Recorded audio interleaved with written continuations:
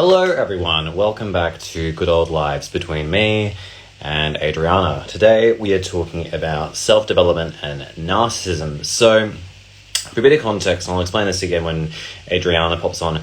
Basically, what we're looking to talk about today is when self-development, including books, practices like mindfulness and gratitude, may be in fact inappropriate for someone in or coming out of narc abuse, and where sometimes I think the one-dimensionality of self-development may actually not be helping people. Anyways, I'm going to bring Adriana on board and we're going to get this show on the road. So I'm going to do this right now. We're going to have some fun as usual. And hopefully technology aligns. Oh, we made it. Hey, yay! We did it. We did. Thank you, Instagram, for letting us have our fun. For now. We'll see how long Instagram lasts. It's very glitchy today, but fingers crossed we'll be able to have fun.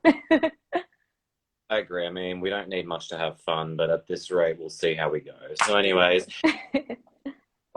for let's get your shift together. The sound cut out. See, oh, there we go. Here we go. Sorry, my question was, how's everything going on your end? Oh, good. Sort of. I'm back on Instagram for the most part. Took a bit of a hiatus there from posting because, it's just a shit show sometimes, but I am back. Everything's good and just excited that winter's over, but it's probably just starting up for you, right? Not really, because where I've is like a warm winter, so I've managed to avoid that shit show. So the thing I have to worry about is a hot season at the end of the year. So for me, it's sort of complete.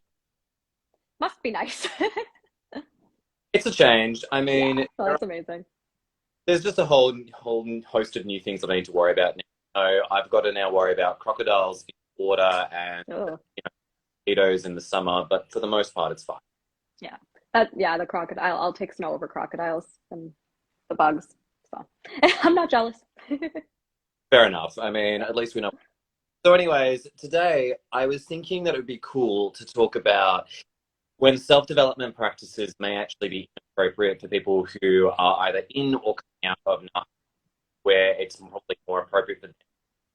Because I think that the problem I found with self-development is that, particularly for people in space, is that it largely may be quite inappropriate for people depending on, the context of that person's situation. And I think that there is a one-dimensionality to a lot of self-development practices, like gratitude journaling, the miracle we're such a fan of, and a lot of other practices which I think don't really take great person. What are your thoughts on that?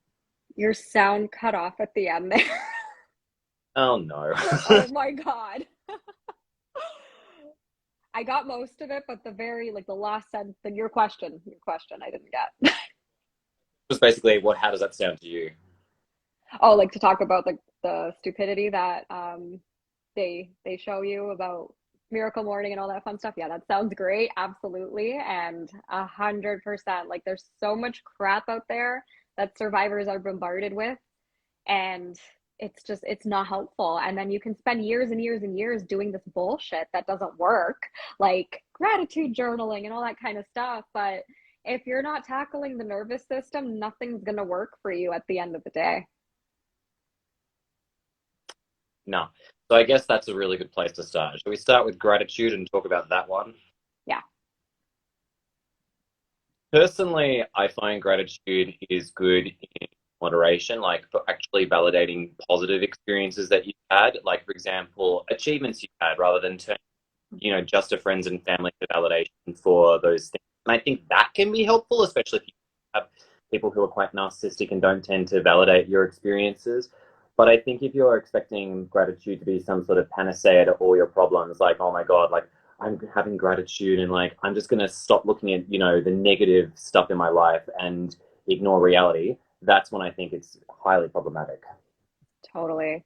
And I think when you come from a narcissistic upbringing, there's not a lot to be grateful for at the end of the day, right? It's a shit show. You survived the unimaginable. And I say unimaginable, and I know that can sound a little extreme, but like a lot of people cannot imagine some of the shit that narcissists put their own children to. And it's just absolute insanity that this crap even happens. So it's like once you come out of that narcissistic abuse, you go into like this existential funk almost, especially being raised by one, I think, like more so than anything. It's like, okay, so wait a minute. Like I was catapulted into existence to give this person some supply because they just feel entitled to a lifetime receptacle of supply. And it's like literally nothing more than that, which is just, it's a lot to wrap your head around. So it's like, what is there to be grateful for? Like, I'm not grateful for the gift of life because that's not what I was given, you know? And so I was personally like offended by the idea of gratitude because I was like, okay, like I don't understand. Like I personally did not understand what there was to like really be grateful for, because it's like, okay, I'm way behind all my peers. I have been financially abused to the point where like I don't even know what I'm gonna do. I have no life skills. Yeah, I'm so fucking grateful. Amazing, cool, thanks, mom. um, and so during my healing journey, that's where I discovered gratitude. So if anything, if there's anything to be grateful for, I'm grateful to myself who decided to actually do this inner work, come out on the other side, and that's what I have to be grateful for. I'm not grateful for fuck all else because I didn't ask for any of this shit at the end of the day. So I mean, that's kind of how I see it, but a lot of people think that that's like overly negative and pessimistic. And I mean, if you want to keep your head up your ass, by all means. I mean, the way I see it is that we've got to accept reality, and sometimes reality is fucking disgusting. Because I mean, or the phrase that I say is like the world can be beautiful and has amazing parts to it, but it also can be incredibly unfair and also incredibly disgusting too. And I think that's the balance I look for with people around me. Well, for myself, most of all, I don't really care what other people do, but it's more just the fact that it's I think that it's important to accept the fact that things are unfair, in our lives, especially when narcissism is involved. And I think one of the biggest elements too, especially for your experience as well, is, you had a mum who wasn't available for you. I don't think there's anything grateful about that. Like, well, I can't see anything to be grateful for in that experience because it's kind of, we need to accept facts. Like, this person cannot love you the way a mother should love you. There's so much proverbial shit out there being like, oh, mothers have given the greatest gift on earth by having a child, raising a child. It's like, yeah, for traditional mums, congratulations. You do. But what about all the mums who didn't learn to work through their trauma, haven't actually done an ounce of learning through their own stuff, and aren't even capable of raising a child? And by the way, that's not even talking about dads. I mean, dads have got an entire of problems that they've had to work through or are not working through that they've then spread to their children too. So Mm-hmm. I think, yeah, in the case of gratitude, it's kind of like let's praise what's really important with gratitude. I'm not going to suddenly start being like, oh, I'm so grateful for the oxygen I breathe, the air, the smells, and it's like, oh, fuck off. Like, that's a bit ridiculous. Agreed. Could not agree more. And it's like, yeah, like dads are not off the hook. Absolutely. It's just, it's parents. Like the choice to become a parent, like I don't care how you were conceived. At the end of the day, two adults chose to come together, make a child, and then adults raised you, right? Whether that was through being birthed by those adults or being adopted by those adults, at the end of the day, parenthood is a choice, is a choice, is a choice, is a choice, is a choice, is a choice, is a choice. And the person who is the product of those parents had no say in their own existence, you know? And like the way I see it is that if you're going to make that choice to become a parent, number one, think about why you're doing it. Right? Like some people just do it because they think they have to, and like it's the life script or whatever. And a lot of narcissists will do it because, yeah, it's the life script. It's like a sign of success, whatever. And they get like attention from having like a little baby around and like they're cute. So like people are going to stop them down the street. They're going to get all that attention. But then when the kid becomes an age where like they can form their own opinions, that's when all the problems start. So I mean, when you're raised by a narcissistic parent, there's usually not that much of an issue with your parent until you reach an age where you've got your own mind, you start having opinions about things that might be different from your parents' opinions and all that kind of stuff. And it's so important to remember that this is an adult. So if this adult is so threatened by like a fucking 7-year-old having a different opinion of them, why are they a parent? Like, what, how is that? Like, it's just inconceivable that like you put this huge responsibility on your plate, and then when the responsibility becomes a reality that, you know, it's not a baby anymore, it's an actual human, and Mm-hmm. you know it's going to turn into an adult at some point, that's scary. Which is ridiculous because like I don't know, I just feel like parents should be happy that their children are growing up and they make it, you know, they're getting older, they're becoming their own person. Like, isn't that what parents want for their kids? But not narcissistic parents. And then narcissistic parents start with all the gratitude shit too. So it's like, oh, you should be great. Like my mom used to tell me that I should be grateful that she fed me. It's such a classic throwaway line from people like that. It's so annoying. No. Like, you should be grateful you had a roof over your head. You should be grateful that you had a mother, blah, blah, blah. And it's like, okay, so I should be grateful that you did everything that was legally required of you to stay off of the radar of children's aid. Oh, you deserve my undying gratitude. Like, thank you so much. I'm so fucking grateful. Like, it just doesn't work that way. No, I actually once got I once was told you should be grateful for the organs I gave you. I was like, What? thanks.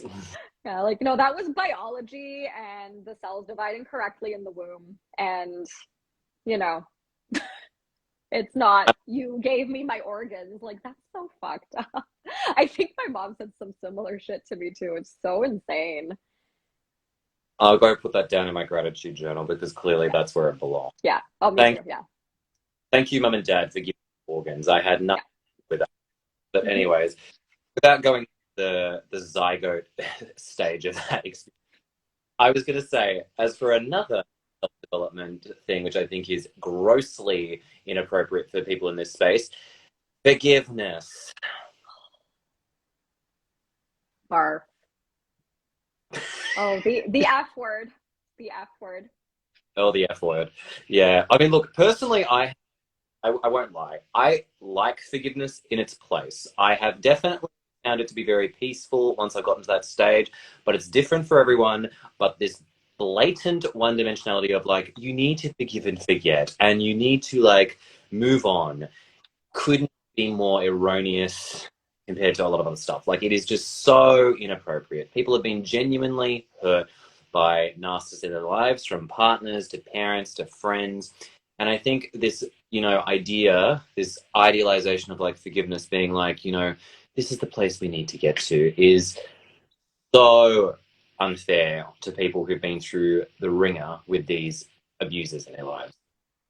Absolutely. I could not agree more. And it's like the people who say this shit that you need to forgive and blah, blah, blah. It's like, okay, so let's just completely disregard the, you know, laundry list of mental health issues that the survivor now has. Let's disregard, you know, the diminished self-esteem, the lack of sense of self, the you know, it's really just like this role of being a supply slave almost, you know, to that person, because that person just like really needs to feel a sense of power and control over that person. um but like, just forgive them. Okay. And like the way I see forgiveness is that it's not this thing where it's going to heal you at the end of the day, because if you're forgiving somebody, you're still gonna feel like shit about everything else that happened. You're still gonna have the fucking nervous system responses. You're still gonna be a walking trauma response. Your entire personality is still gonna be an entire trauma response at the end of the day. So if you're not actually addressing what matters, then you're not gonna get anywhere on your healing journey if you're only relying on forgiveness. And then there's these gurus out there who say that you have to forgive in order to heal, and you're not going to get anywhere on your healing journey if you don't forgive anybody who wronged you. And it's like, that's just so not the way to go about it, because then that discourages people who are rightfully angry about what happened, because like you should be angry about it. That's going to discourage them from even doing any of the healing work, because it's like, well, I don't want to forgive this person. And like, it's okay. Yeah, it's an ego thing, but it's also like, being true to yourself, like not forgiving these people. And you're not required to. And the way I view forgiveness is like, it's not this point that you come to and it's like, oh, I'm so woke and so enlightened and so like okay with everything that happened to me that I choose to forgive and forget. And like now I'm just like this wonderful person and everything's fine and I have no more issues in my life. No, that's not forgiveness whatsoever. That is bullshit. The forgiveness that narcissists talk about is, forgive me because it was in the past. And their whole thing with forgiveness is just forgetfulness. So they just want you to forget about everything that happened. And that takes them off of the hook. You're still enmeshed with them and they get to continue the cycle of abuse on you. And it never ends at the end of the day. And, my version of forgiveness is you process the emotions that you have around that person. So, I guess you could say I have forgiven my narcissistic mother on like whatever level you possibly could. I mean, she's passed away at this point, so whatever. Hopefully she's figuring whatever the fuck she needs to figure out on her soul's journey, or she just doesn't exist. Whatever happens when you die, it doesn't matter. But like, I guess I've forgiven her, but like it's because I've let go of all those emotions that I had around her. Like I had so much resentment towards her, which is absolutely normal. Being raised by a narcissistic mother, you're gonna resent her. That's repressed anger. So I worked through all of that repressed anger. I released it. And while with releasing that anger, I released her. So like I never even think about her anymore. So that to me is forgiveness. And then it's like you just forget the person altogether. You resolve those emotions within yourself because that's all you can literally do. And you move forward with your life. And that is the true definition, in my opinion, of what true forgiveness really is. Not this stupidity that like you have to do it or else like you're never going to heal and you're always going to be stuck in like whatever patterns and blah blah blah blah blah because you didn't forgive. No, it's because you didn't regulate your nervous system, but no one's talking about that. Yeah, 100%. And I think even getting to the stage of regulating your nervous system is a journey and a half. I mean, just simply think is so Oh, your sound. that was me being intentional. No, what I meant was like it's so naive to you can just forgive someone without actually showing a tremendous emotional exorcism. Taking out all that emotion around a person is hard fucking work. And I know for me, particularly with people who have abused me in the past too, raging about that and getting a lot of that emotion out of my system on paper and really releasing that was definitely, a form of my forgiveness journey. And it took a lot of energy. And, the benefits of it really were getting to a place of indifference where I was like, oh, yeah, that happened, but I don't really have any emotion attached to it anymore, too. And so I think the better experience of that is just becoming detached to the whole thing.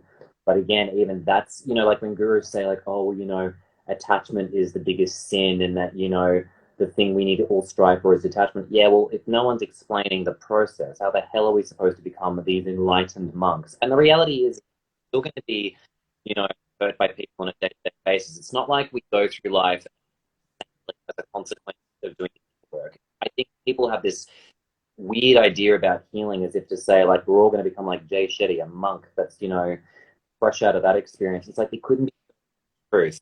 It's the fact that we use our emotions, our bodies in a way that's healthy for us rather than constantly feeling like, we've got no control and that we're constantly under threat from people that we've had in our lives too.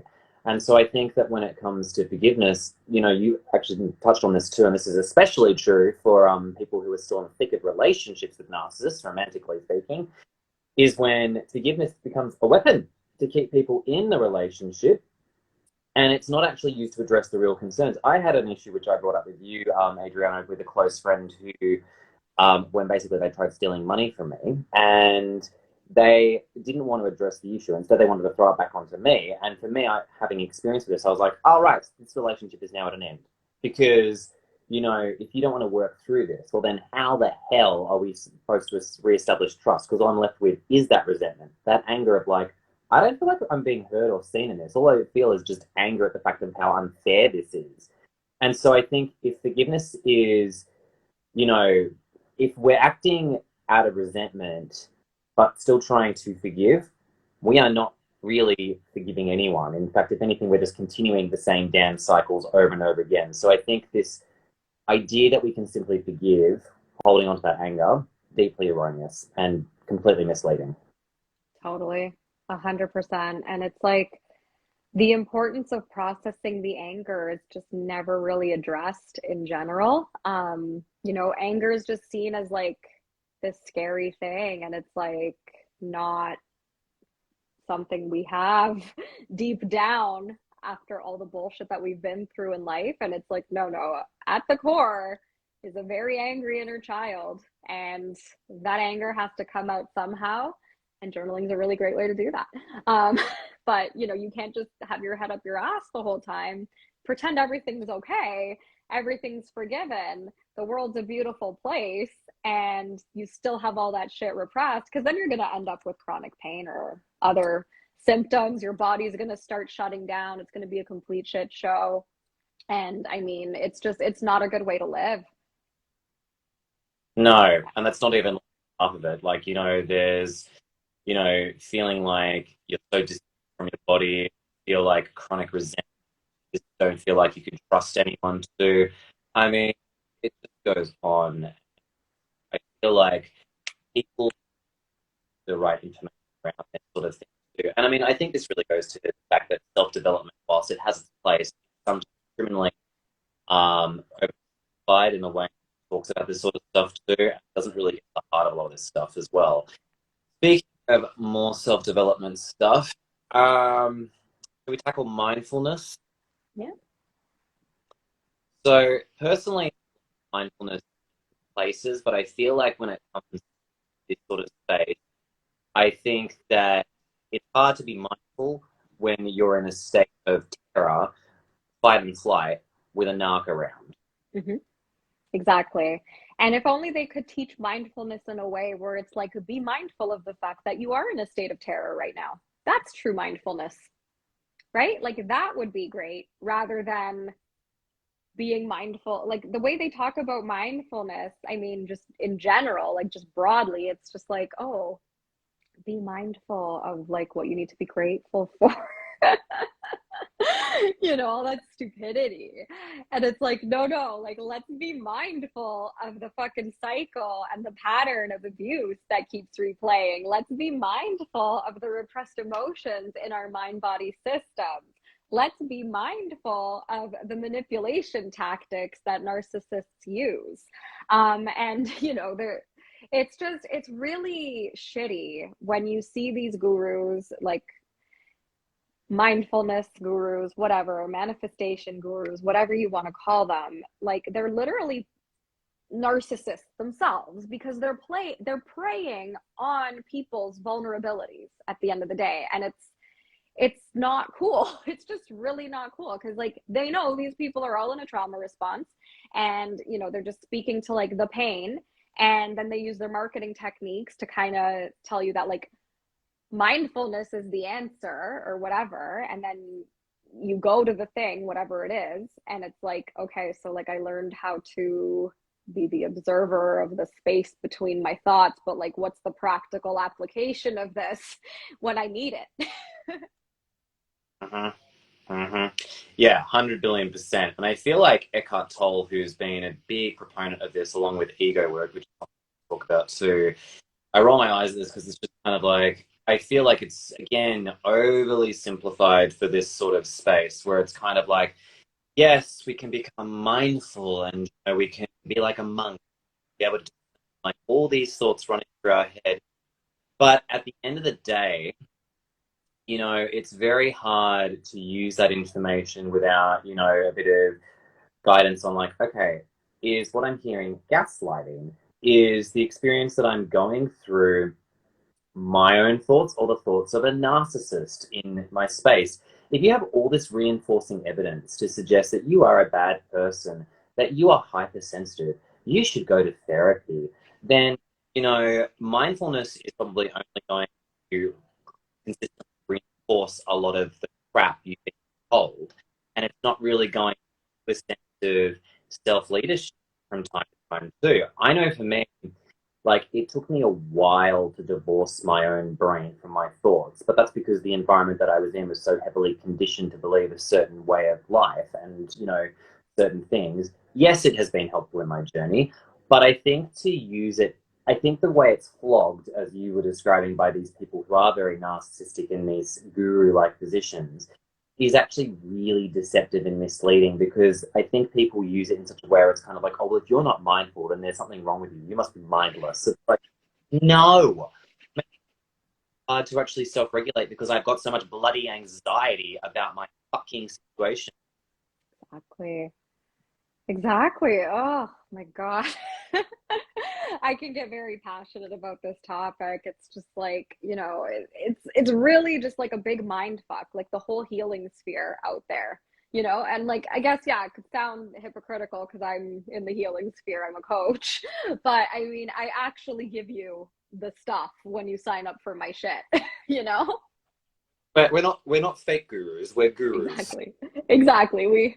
I don't even like the word gurus. It's like we know some steps. We know some steps and how to guide you, and if you want to come on down, by all means, the door's open. But like, I wouldn't use like some of these gurus, like they'll use these weird tactics of like really chasing people down if like they can't afford the program or whatever, and it's like, no, like, holy shit. Like, wow. And then like that creates more trauma, and then these people who are so vulnerable at the other end of it, it's like you're just in this fucking trauma response, and this person has just manipulated you into believing that you need to drop like 5 figures in order to heal. And that's going to create a trauma response in yourself too. And that is something to be very mindful of. But they're not going to teach you that, because then their deception tactics will not work. 100 billion%. And I feel like a lot of what we've talked about already, I know we've talked a bit about this before in a previous live, is under the umbrella of toxic positivity. Used in a way to, sell people this idea of like, oh, we need to think of the good things, focus on the good vibration. Think about, I'm starting to laugh as I'm Yep. Hilarious. like, it's so good the way it's talked about. It's such a fucking joke. Probably why I'm laughing. And it's, no, like, for the love of God, you can have negative thoughts. It doesn't mean you're a fucking bad person. It just means that maybe there's some shit going on in your life. Like, I know for me, the first 2 months of this year were a hell show for me. And, I had to sit down, and I was journaling almost every day because it was shitty. And I had to really sit with that and go, okay, what is my body telling me? What do I need to know about this sort of stuff? And to be honest, having that dialogue with that, with the crappy parts that were going on was the best thing I could do. I wasn't fucking grateful. I mean, I was grateful for my, for getting all this information, but I wasn't grateful in the moment. I was grateful of the fact that I was actually getting a lot of these, terrible things coming up. And I mean, the way mindfulness is sometimes taught, especially in fucking manifestation, which we'll get on, kind of like negative thoughts are going to suddenly drop dead and die. It's like, no, for the love of God, no. Like, if you have these thoughts, like we've talked about this before, like, okay, if you feel murderous after an dumped you, fine. Doesn't mean you're a murderer. If you feel particularly angry towards, a partner and just wish they dropped dead, that doesn't mean you are an evil person. It's fine. And like, I mean, within reason, of course. And as long as you don't have the actual intention to like carry out that action. If so, like, go to a crisis center or something. Like, that's that's outside of Instagram scope. That's true. I can't help with that otherwise. Yeah. But yeah, like, it's just so bloody important. Thank you, Juliana. One of my mates is on here. Yes, to grieve the fucking grief and not try and repress and bottle it up and be like, I'm happy. Because that's how we get all these people who end up, and this is a true story, this is how we get serious suicidal ideation, because we have to act a bloody time and, you know, show up in a certain way. And then, of course, we hear stories of people who have unfortunately committed suicide, who never had the opportunity to talk about this stuff because they had to fucking hide it all the time. And it's like, well, no shit. So, yeah, it's just deeply unfortunate that we aren't given an environment for actually sitting with our emotions and accepting our emotions in a properly mindful way. It becomes just stuff. Ignore the bad, because you're suddenly going to get cancer and a whole bunch of other things, and you'll probably die and never manifest what you want. Which leads nicely on to my fucking manifestation. Great, great introduction.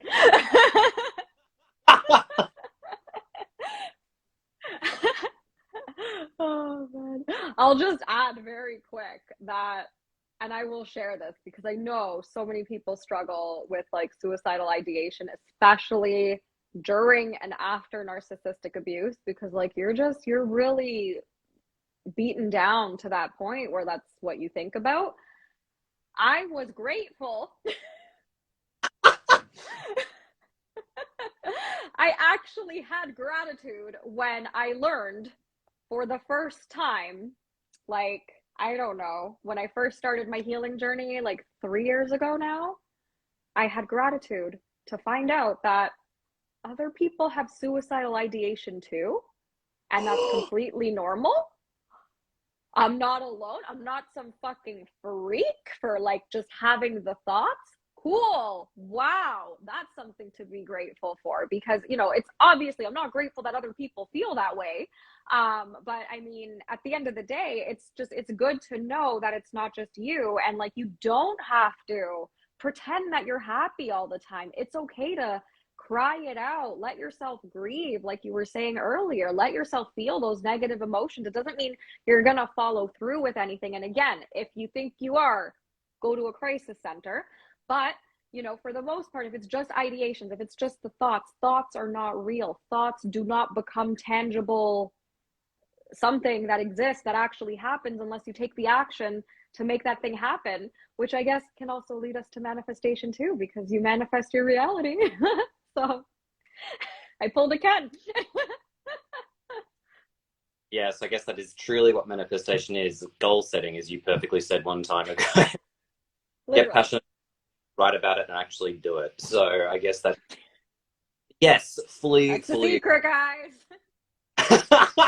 You don't need to read it now. Think about it, you act on it, then that's how you manifest it. Really? It's crazy.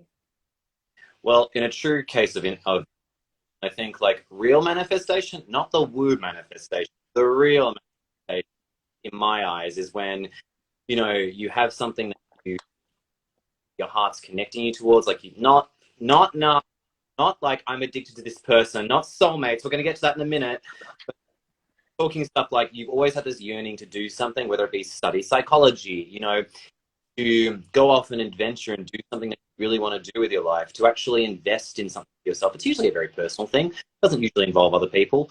And if it does, that's a different story. But again, we'll get to that in a hot minute. But like, it's really a personal journey. And, you know, being able to work through that, it should be flowy. It should, you know, allow you to feel like things are coming your way. And if you feel like it's, you know, there's a lot of resistance and you're actually getting abused in a situation like I was a couple of months at the beginning of the year, probably means it's not for you. Or maybe it is, who knows? But that's the thing. It requires discernment to see if this is really, you know, what you want to be manifesting. But they don't teach you that in The Secret. They teach you that if you have positive thoughts, then you will suddenly cure blindness and you'll be able to see. You are able to think, you know, thoughts about erasing debt. Oh my God, a check appeared in my door for $10,000. Wow. Like it just doesn't fucking work. Like I've got strength. I don't suddenly, you know, I don't bless my idols and go, oh, thank God for this money. Of course, I fucking knew money was, like, I knew that was where it was at. And for the money that I'm still growing, like, I know where that's going because I'm learning the steps about how to grow that stuff too. Do I enjoy making money? Yeah. Do I enjoy learning about money? No, I'm not passionate about that stuff. I'm passionate about diving and going off and visiting sharks and whales and sea turtles. Like, that shit's my passion. Not fucking, you know, building a 7-figure business with a giant mansion by the beach. I mean, that sounds idealistic, but it's not really what I'm passionate about. So, yeah, I think manifestation, generally speaking, Agreed. Could not agree more. And it's ugh, like, and I've done manifestation courses because I was curious to see what it was all about. And like, it's just, it's like, no, it's literally goal setting. Like, there's no secret formula to it. It's like, if you want to do something, set the goal, take a baby step, don't expect it to happen overnight. And like, they literally say, don't expect your manifestations to happen overnight. Oh, I wonder fucking why, because you actually have to work towards the damn goal. What a surprise. Holy shit. It's almost like, there was some effort required for this. Wow.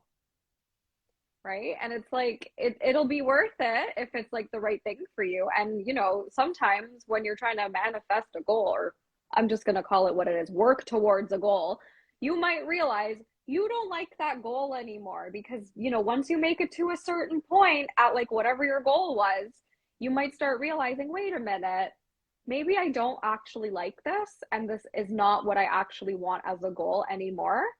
And instead of looking at it and thinking that like there's something wrong with you, your intuition is wonky, you don't know what you want anymore, you can't manifest things, the universe is a narcissist, whatever's coming up for you, examine those thoughts, because they're just thoughts at the end of the day, right? And then it's so valuable to learn that you don't like something, right? Because you would have never known unless you actually tried it.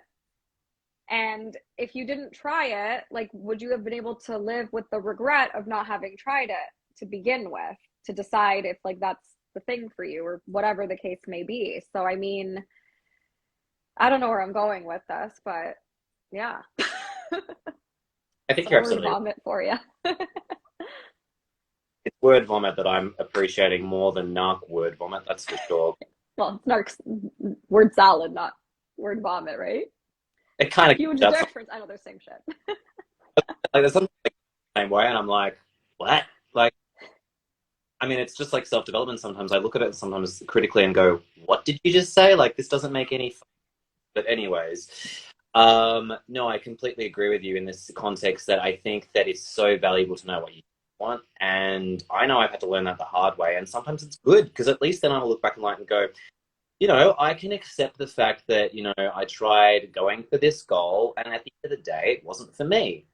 Much better place to be saying that than looking back on life in 70 years' time going, if only I put more energy and attention into this particular area of my life. And when, oh God, and this is another thing that annoys me about self-development, is when that whole route of like, think about regrets you have when you're older as some sort of like manipulation tactic to start getting people to take action on things. It's like, no, for the love of God, like don't like do things on your own terms within reason, of course, if you have the ability to. Don't feel that regret is something that's going to bite you in the ass. Like for me, real regret is like not saying important things that I needed to say to people in my time. But that's different for everyone. And that's the whole point, I think, really, of what self-development should be about, is developing yourself and figuring out what's true for you and not just blindly following what everyone else says. But anyways, that's probably a conversation for another day. Should we talk about soulmates? Sure. Because I feel like this is a particularly crucial thing for people in this space, for survivors. Oh, quick segue for a hot minute. Not segue, unrelated thing. I noticed some people were asking some questions. Yeah. Before we wrap up, we can be able to have those. How does that sound? Yeah, sounds good. Beautiful. So, anyways, soulmates. What are your thoughts on this concept? It's bullshit. Like, I knew it. it's just not a thing. It's just not a thing. Like, maybe there's a soul family that you have, sure, if that's your belief systems, whatever, but like there's no like the one out there at the end of the day. But narcissists manufacture this concept. So if it's like a relationship with a narcissist, they'll do the whole soulmate effect thing on you. They'll make you think that like you're soulmates and you're from a past life and all this bullshit.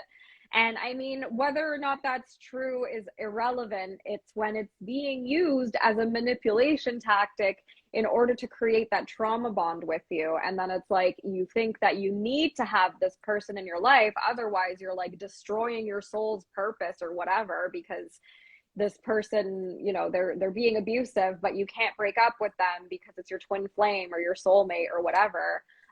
No, it absolutely does not work that way. And it's literally, I just think the whole concept of soulmates is just a manipulation tactic in itself, you know, like it's a great way to sell like Valentine's Day chocolates, I guess. But I mean, at the end of the day, you do not need another person to complete you, but a narcissist will try and make you believe that. And it's just, ugh, barf. Yeah, 1 billion% agree. I think the problem is that genuinely there might actually, like spiritually for a hot second, there may actually be an element of truth to the fact that there are souls, you know, that are reconnected in past lifetimes. That should not be the excuse to keep people stuck in relationships in this Exactly. lifetime. Because if it's an abusive relationship, oh gee, do we really need to hold on to, you know, that karmic load forever? No.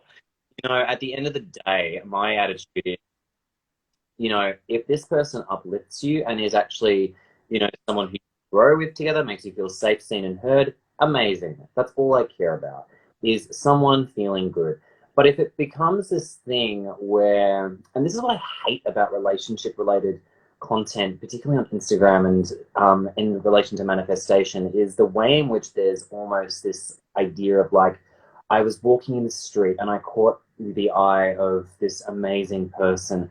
They lit me up, and it was like we've known each other for years. We got to talking in a bar, and suddenly I this person in a way that I'd never with anyone else before. It felt like time stopped, and that we've known each other for a lifetime.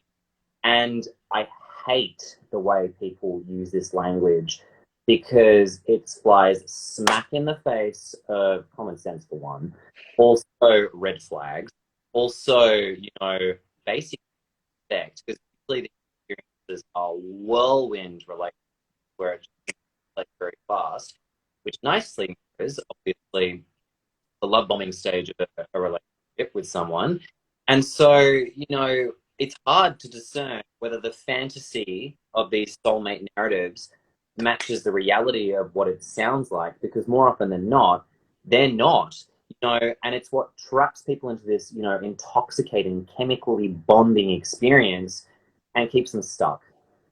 Exactly. Exactly. And then, you know, shortly thereafter, the devaluation starts. So it's just like this huge love bomb, and they just hit you with it. You think it's legit, you think it's the truth, but really it's bullshit at the end of the day, because if you truly do have a soulmate connection with somebody, like, it's not going to be abusive. So you have to be very mindful. I will use the word being mindful. Right? Like, you got to be mindful of the dynamic. So if this person just love bombed you with that, yeah, like who doesn't want to be love bombed, right? Like, it feels amazing. It's great. It's exhilarating. Adriana speaking, take two. It's exhilarating. You're on cloud nine, whatever. Cool. Like, you could just do drugs and so I'm just kidding. But like, at the end of the day, when that is then met with like bullshit and devaluation, insults, little chips at your confidence that start out maybe not that obviously, but eventually, you know, whatever was said during that love bombing stage, it starts getting very much contradicted in the devaluation stage. Like, that's not your fucking soulmate. That is someone who's been manipulating you. They're just trying to use you for a source of supply. They're an energy vampire. They're just trying to suck the life out of you, essentially. This is not your soulmate, because your soulmate would never actually treat you in that way. And you know, it's I mean, this might be a bit off topic, but like, the person that you're supposed to be with, it, like, it's not going to be such an up and down thing, you know, like regular relationships where like two people actually like care about, respect, and love each other, like, it's kind of boring, you know, compared to a narc relationship. Because narc relationships, it's like all these really high highs, but then you have like the super low lows. And so a regular relationship is just like kind of baseline the whole time. And there's nothing wrong with that. That's healthy, but that can feel boring to a traumatized nervous system. So it's just super important to be very mindful of that. 1 billion% agree. Actually, this relates to something that I experienced when I was on a date recently. This guy was explaining history of dating, like basically things that he would say, which are very common for a lot of people, straight, gay, bi, it doesn't matter, is, I thought that the person that I was with was my soulmate, had all this with each other and felt I'm the one for Your them. sound's cutting out a lot.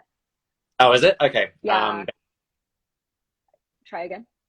All right. Basically, he was saying, like, oh, this person was like, this person I first dated, I thought he was the one, like, he was amazing. The chemistry was amazing in the beginning and it was incredible.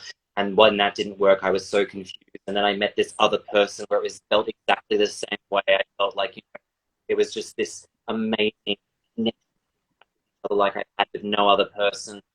And, I mean, I didn't want to be the bearer of bad news, but like, it's one of those things where if you've had this, you go, trauma bonding or whatever we want to call it, or it's just a case of a very familiar nervous system under distress, and or as one of my colleagues likes to call it, common sense leaving the body. And it's just not a case of soulmates. Like, yes, I have had infatuation moments with guys I've dated and it's been lovely, in the height of it, but at the end I was left with anxiety often because I wasn't feeling reassured or supported. And I can say with the greatest amount of respect is that no amount of chemical high is worth that anxiety. Exactly. Could not agree more. And that's exactly it. Like if you're ever feeling that kind of chemical high, like that is a big red flag because it when you really think about love bombing and like, the soulmate confessionals and all that kind of shit that narcissists do, it actually is very invasive and kind of aggressive, but it's in a way that like you don't see it that way right away because we all just want to see the best in everybody. So I mean, you really got to take it as a red flag, and it's not necessarily your excitement. It might just literally be your spidey senses warning you that like, no, this is a toxic person. Look how hard they're coming on. Look how fucked up this is. And it's just it's a lot. Like, when it's just going too fast, it's too much too soon. Like that is the biggest red flag of all time. I don't care that dating has changed nowadays and things happen really fast. Yeah, sure. Like the communication is going to happen really fast. We live in an instant society. You can, meet somebody on like a dating app and have a date scheduled for a week from now. And yeah, that's fast, sure. But the pace of the actual relationship should not be that fast. Like, if it's too freaking fast and you're kind of in love the next day, that's fucked up. That's fucked up, and you have to really take a step back, be mindful, observe what's going on, and just see if common sense has left your body because chances are it probably did. 1 billion% agree. And another point that ties in with conversations we've had around suicidal ideation within this live, if someone ever says to you, I can't live my life without you, and starts threatening you that if you leave, they're going to hurt or kill themselves. I got to tell you now, that's very narc abuse sort of related language. Also, no healthy person would ever say that because they're like, be on your merry way. Not in like a dismissive way, just a, yeah, you do you. I appreciate that we've come to this point. It's a shame, but I'd like to talk about it possibly. And let's maybe discuss like what's not working for us, but not, oh, my life won't go on without you. You leaving me is abandoning me. You don't care about my health and well-being.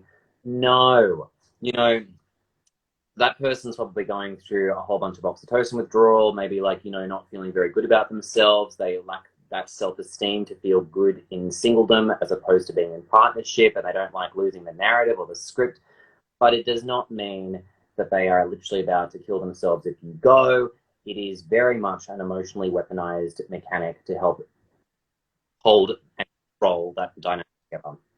Exactly. I could not agree more. And it's disgusting too, right? Because suicide is a big problem and so many people genuinely do have those thoughts and that ideation, and they genuinely do need to go and speak to somebody about it. And sometimes, and the thing is, it's like we need to have this conversation more and more because it's when people are using that as a manipulation tactic, like it's fucked up. It is so fucked up because it's like the narcissist isn't actually going to do anything to themselves to hurt themselves, but they want you to believe that. And when you're somebody who has empathy and someone's like, you know, confiding in you that they're having these thoughts and they want to, you know, they can't live without you, blah, blah, blah, that's going to pull at your heartstrings. And that's absolutely going to keep you stuck in that relationship even longer. So, I mean, if this is happening to anybody, the responsibility is on the individual to process their own emotions, to determine whether or not they're going to stay alive or not. That's on them. You cannot force somebody to do something like that to themselves. Bless you. And if you think that that's the case, like you need to really work through that, right? And if you are dealing with somebody and they're saying these things to you and you are actually concerned, the only thing you can do, right?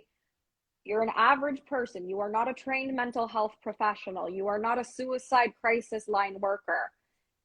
The best that you can literally do is get a wellness check done on that person, right? You can call whatever it is in whatever country you live in. I'm going to talk North America standards, I guess. You call the police, they do a wellness check on that person because they said they want to kill themselves.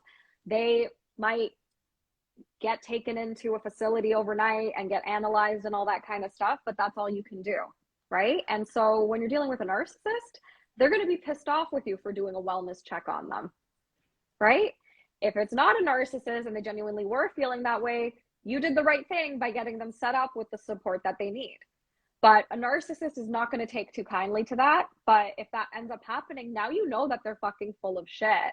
And it's not on you to like ensure that they stay alive by staying with them or keeping them in your life in a capacity that you're not willing to keep them in your life because you just feel this sense of obligation to them because like they said they're going to kill themselves. And it's like, well, no, they're actually just manipulating you. And if someone is genuinely suicidal, there's other protocols in place that, you know, you can do, like do the wellness check on them.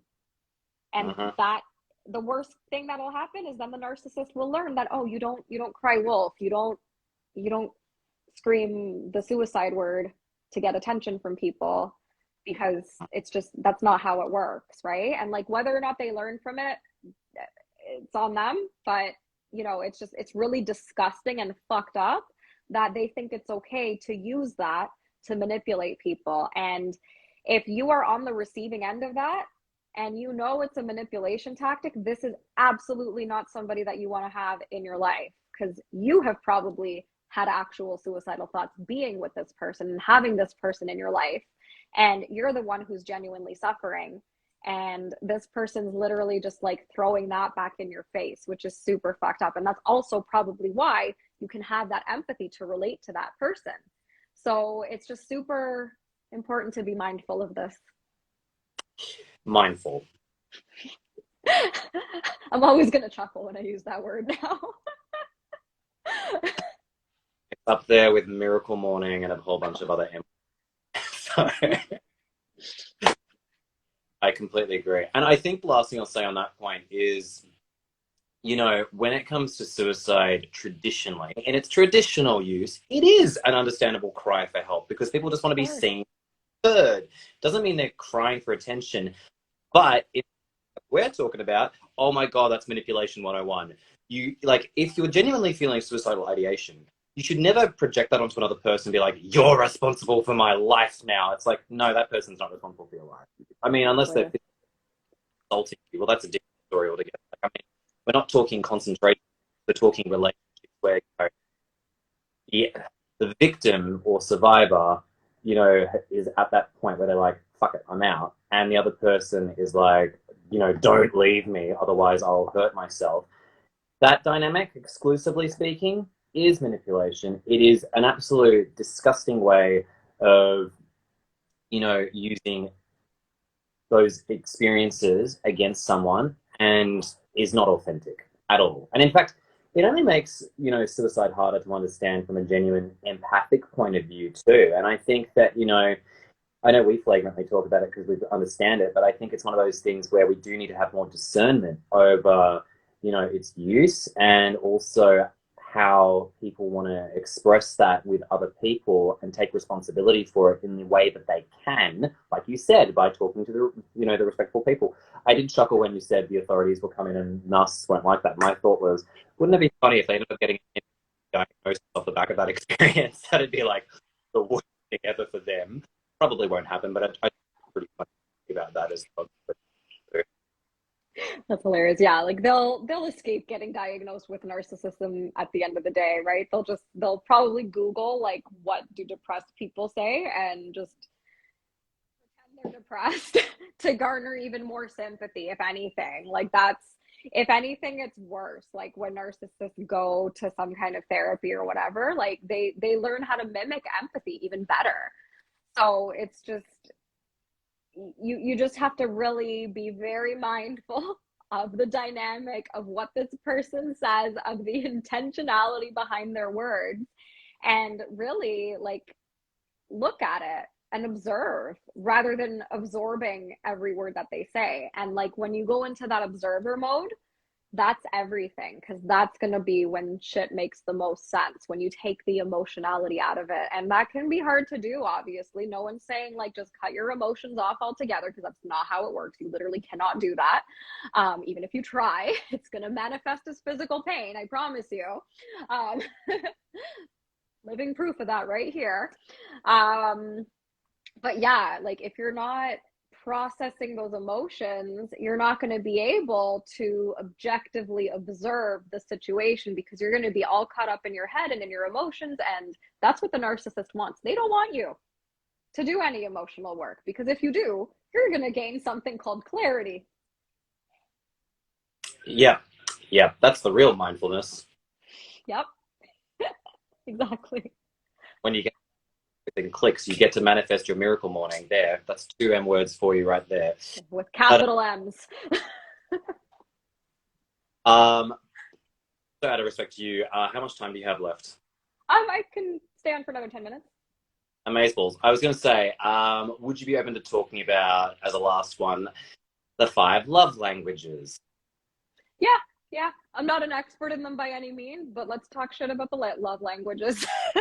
Well, kind of nicely into our thoughts and feelings with regards to, people inappropriately using attachment styles, Mm, which is Myers-Briggs related stuff. And I think what I find with a lot of this stuff is, particularly with narcissism, it almost becomes a bit of an, like, it's kind of like, I am an INFJ, my attachment, like, it's an anxious attachment. And it sort of becomes this way of, like, justifying bad behavior. hmm. And love languages, this is slightly different. I'm not, for a bit of context, I hate the love languages. Like, I really don't enjoy them. I know they work for a lot of people, but for me, I'm like, look, I like being protected. I like being supported. I like being, having deep, meaningful conversations, which I suppose is, quality time. But, I more, the more, I want to put this in a nice way. I suppose the more you've kind of worked on yourself, a lot of the other stuff doesn't matter as much, at least for me. Like, Exactly. I don't really need gifts to feel love. If anything, when I get gifts, I'm a bit like, that's creepy. Why did I get that without? For me, I'm like, I don't need. Yes, I like physical touch every now and then, but I don't. That's not really support though. That can come and go anytime. I like hugs. That's nice.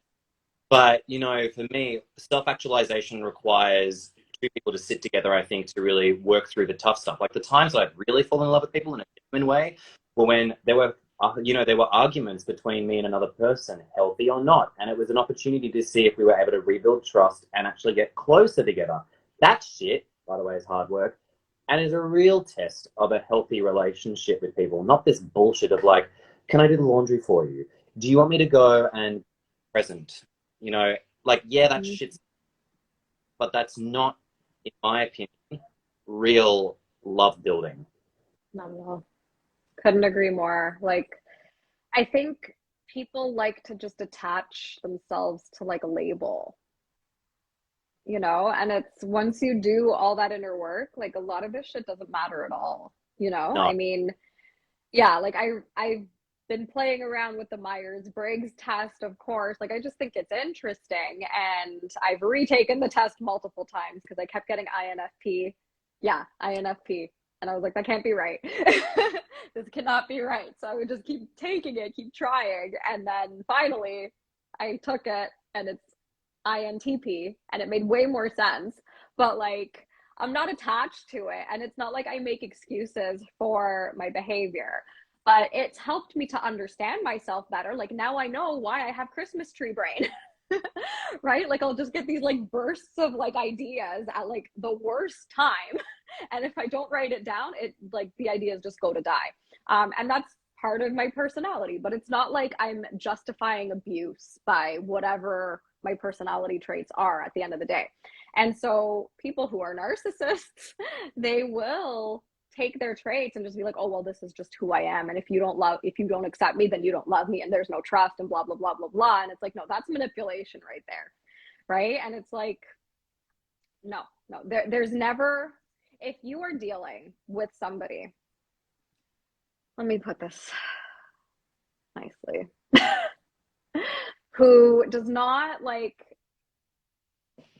see a concern, like, okay, I don't even know how I'm gonna put this into words. It's gonna be fucking butchered. I'm just gonna word vomit it out. We can pick up the pieces later. Yeah, exactly. So like, how do I want to say this? Let's say you're dealing with somebody and they are making all these excuses for their abusive behavior or whatever. If this person isn't like looking within and saying like, oh shit, like this is hurting you and you're telling me that it's hurting you, or like, oh, I don't remember that, and they're like not concerned about the fact that they don't remember like something very basic or whatever, and they're not calling their doctor immediately to like get checked out and to see what the fuck's wrong with them, then you're probably dealing with manipulation of some sort. Yeah. You know, like no one's that unaware of themselves to the point where like they really don't know what they're doing, and it's like the excuse of their attachment style or like their personality or like their enneagram. I don't even understand enneagram shit at all, but like, you know, it's just, it's really, it has nothing to do with any of that. Like, we all have different personalities, and that's what makes the world a beautiful place, I guess. A beautiful place. But at the end of the day, it's not a personality trait to, and like someone just said, it's a choice they make. That's not a personality trait. Like choosing to calculate how you're going to bamboozle this other person into just being in a reactive state because that gives you a little kick. Like, that's just not, that's not a personality trait. I mean, it's a personality disorder. Yep. But it's not a trait. And if you have a personality disorder that's causing so much harm to somebody, right? And like, I don't even want to call it that. It's just like a character defect at the end of the day, narcissism. Like, it's just, you know, it's just a really bad case of having your head up your ass and only thinking about yourself and like really choosing to do harm to other people in order to feel better about your own shit and not actually doing the grueling inner work that is needed to make a change. And change doesn't happen overnight. So if narcissists are telling you that they're going to change, like, you actually have to let them have that space to change. So like, maybe you don't talk for a year and they go on their healing journey, you know? Or maybe you have these major boundaries and they're not going to keep persisting to, you know, hang out with you or whatever. Like, yeah, they're very selfish, 100%. Like, they're only thinking about themselves and not like you, because they don't care about you at the end of the day. I hate to be the bearer of bad news. It's not you that they care about. It's the state that you're in making them happy. So they don't care how you feel. As long as how you feel results in them getting supply from you, that's all that matters to the narcissist. So that was a bit of a rant. Yeah, really well, I'll tell you that. Oh, thank you. I mean, I thought it was great for the reason that, you know, I think you're absolutely right. I think that there is a tendency for people with narcissistic traits and personality to use their character, the way they perceive themselves, justifiable excuse for the way they act. And if you're impacted by it, then that's your problem. You've just got to learn to deal with it. And, it creates these awful phrases that are thrown around like, can't handle me my worst, that you don't deserve me. And it's like, no, live with you even at your best, because it's just manipulation at this rate. Exactly. So, That's basically, if you can't handle the devaluation, you don't deserve the love bombing. Okay. personally, I don't like love bombing either. It makes me feel uncomfortable as hell. I don't want that shit. Gotcha. That's their best, though, right? Well, if that's their best, I don't want it. Like, fuck me. That's Exactly. not at all. Yeah, look, I just think, oh God, sorry, I got distracted by looking at what people were saying. I'll get to that in a hot second. Sorry, guys.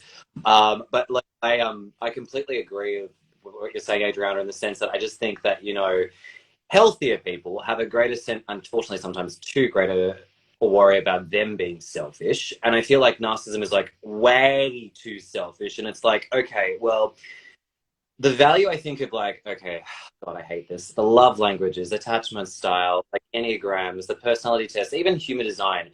It's really about helping you have a better grasp of how you behave in certain situations and to be responsible for that shit. If for me, I know that I have a bit of an alpha personality. I tend to like being the best at certain things that I do. It doesn't mean I need to prove it to other people in an abusive way, being like, I'm better than you. You're a fucking piece of shit. You're trash. Because then I'm going to have to sit with the guilt and also the pain of hurting another person. I generally don't like that feeling, which is why I tend to not want to actually do that to another person. And also, I don't like hurting other people in general because I feel like shit, they feel like shit. It's not a good feeling overall. So why would I do that? Whereas people who have those like narcissistic traits, they obviously don't think about that because they're all stuck up here. And for them, it's about just, asserting their dominance in certain places and environments in order to feel better. I mean, maybe that's more on the malignant side of the spectrum. Doesn't really matter. Matter. Point, character becomes justification rather than as an opportunity to better understand themselves in an open way. Agreed. 100%. Like, learn, be mindful of an excuse versus like just someone learning about themselves. Yeah. And when it comes to something like attachment styles and stuff like that, that shouldn't, like, again, it's not a diagnosis, and neither is Exactly. any of this stuff, too. And I mean, and I think the thing that's really important is flexible with ourselves, too, when it comes to ourselves. Like we've said multiple times, we're constantly narcs don't. So, hey, if there's one constant in the world, it's them because they're never.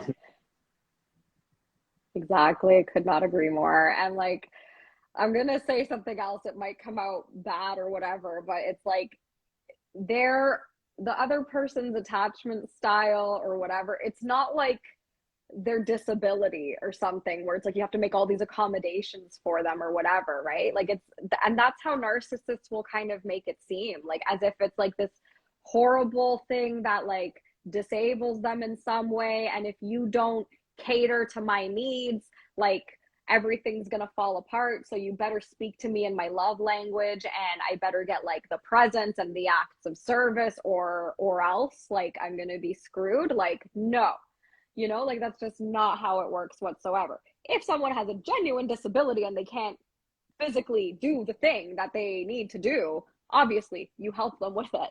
But it's not like, but narcissists will really make it seem like they're they're gonna die, or like something really bad's gonna happen if you don't do things specifically like the way that like they want you to do it or whatever. I didn't word that in the nicest possible way, but like I hope you get the point I'm trying to make. Oh yeah, no, I definitely got that one too. Time. Do you have a couple of minutes just to go through the questions, or have we got to call Two this a wrap? minutes. 2 minutes and we'll call it a wrap. All right, don't mind me as I'm just pulling my phone out. Okie dokie. We'll ask you these questions. So, how to get away from from feeling guilty when you are dealing with a narcissistic mother? Oh, this is a perfect one for you. Hmm. So, letting yourself feel guilty. I agree. I know that sounds weird, right? But if you allow yourself to feel guilty, the guilt will get processed in your mind body system. And then you're going to gain the clarity that you actually have nothing to feel guilty for. And it's just the guilt that your mother projected onto you so that she could feel better about herself. Because the guilt really rests with your narcissistic mother at the end of the day. She was the adult the entire time. It was her responsibility to, be a proper parent, and she fucking didn't. And so she should be feeling very guilty, but she won't because she's a narcissist. And so now you feel guilty instead because she has projected all that shit onto you. So letting yourself feel guilty is going to allow you to kind of get to that place eventually, not overnight. It might take some work to get through that. But you can absolutely get to a place where you're able to set boundaries with your narcissistic mother without feeling guilty, or at least acknowledging that you do feel guilty, but acknowledging that the feeling of guilt does not mean that I am guilty. It is simply an emotion. And then letting yourself process that guilt, letting yourself feel as guilty as you feel, that's going to bring your logical brain back online to tell you that, like, wait, you did not commit a heinous crime here. You did not do something horrible here. She's trying to make you believe that, but that doesn't mean that it's true just because somebody says something. And narcissists say a lot of things, and they say it with such confidence and authority, but that doesn't mean they're actually talking about facts. Like, someone can very confidently tell a lie. Like, just look at Instagram, you'll see it everywhere. um but it's just, let yourself feel guilty, let yourself process that guilt. Don't do it in front of her.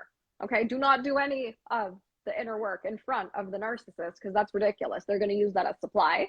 It's not going to work out well. Do it on your own time. Do some journaling about it, right? Like, I've got a free guide at the link in my bio. If anyone's interested in learning how to journal, grab it and do that every day to process your guilt. You'll see things are going to shift for you. But Yeah. yeah. And that's where mindfulness is actually appropriate, because then you can go, is this healthy guilt or unhealthy guilt? And if you've got enough Exactly. reinforcement, like, okay, for example, healthy guilt is like, hey, listen, I didn't really like it when you said this thing to me because it made me feel a bit invalidated. I'd appreciate it if you don't say it again. If you feel a little bit guilty off the back of that too, healthy, because that's feedback. But if it's, Exactly.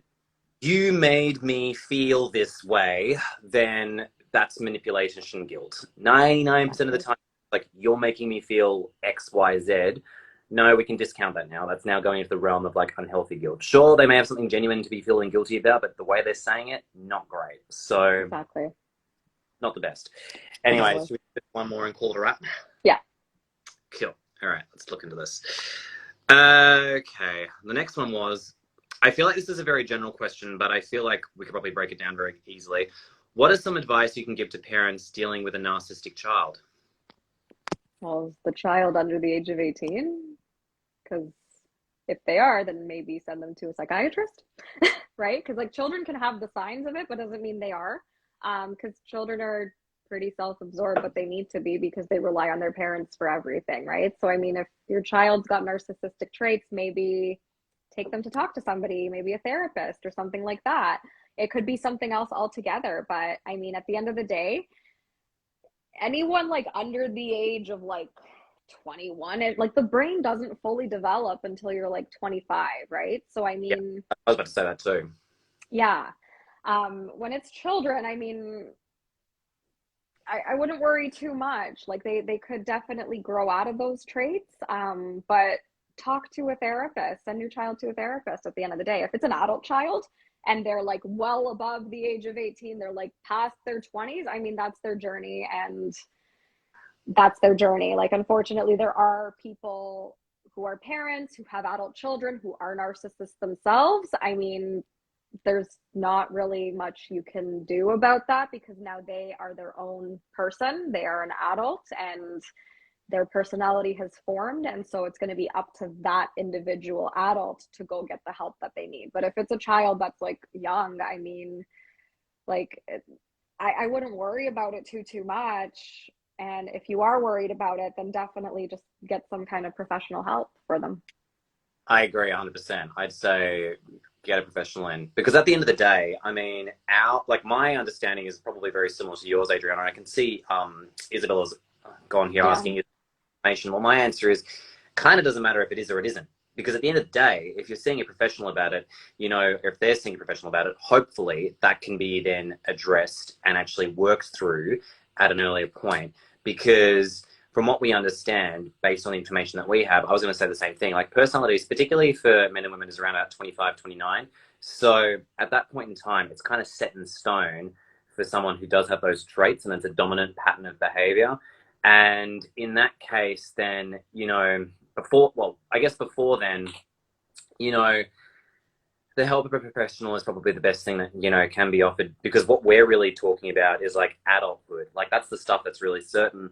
So I got to be honest and say I don't know much about children who exhibit those traits quite dominantly. To be honest, we all have the fucking traits. I mean, it's really about, and look, children are triggering as hell. And I'm not trying to dismiss the person who wrote this too. Like, you know, I'm sorry if you have a child who's exhibiting a lot of narc traits. I know I did as a kid. I think it's more just from the fact that from what we know and also from our lived experiences, I think it's really a case of if someone is exhibiting a lot of those traits as a child, which I think we all do, and it's really unbearable, then I think a professional is, you know, definitely the person to talk to. But I got to be honest, that's not me. I don't unfortunately deal with child psychology. I think that's something for someone else to talk about too.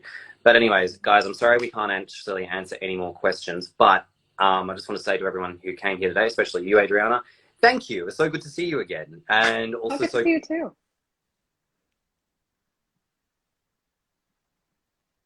Oh, did I cut out? Yeah. Oh, sorry, I was just wrapping. Thank you so much for coming. It was so good to see you again. And where can people find you? Oh, awesome. Thank you for having me. So happy to be here. It was great going live with you as always. And people can find me right here on Instagram at Let's Get Your Shift Together. And yeah, stay tuned for more stuff.